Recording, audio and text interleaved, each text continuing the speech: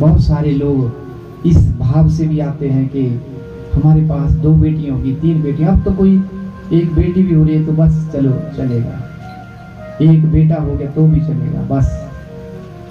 लेकिन कहते हैं कि पितर तो तभी प्रसन्न होते हैं, पितरों का ऋण, माता पिता का ऋण तभी उतरता है जितनी ज्यादा से ज्यादा संतान हो।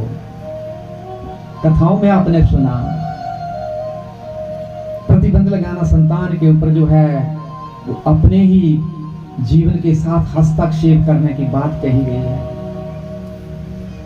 2-3 बच्चे तो जरूर चाहिए जिन्हें एक ज्ञान हो, भाई बहन का ज्ञान हो, बुआ भाभी का ज्ञान हो, चाचा चाची ताया ताई का ज्ञान हो, मामा मामी मासा मासी का ज्ञान हो।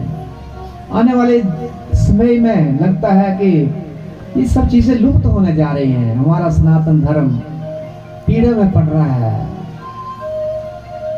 परंतु परमात्मा ऐसा भी समय लाता है, सृष्टि को थोड़ा हल्का फुल्का करने का कोई कारण भी बनाता है। इसलिए बचने के लिए धर्मानुचरण करना बहुत जरूरी है। उस व्यवहार के रास्ते पर उतरना बहुत जरूरी है जिससे परमात्मा की प्रसन्नता हो, जिससे पितरों की प्रसन्नता हो, माता पिता की प्रसन्नता हो, भाई बंधुओं की प्रसन्नता हो। ये शिव महापुराण की कथा कह रही है। मां जगदम्बा जब वहां पहुंची तो किसी ने भी वो सम्मान नहीं दिया जो उसे मिलना चाहिए।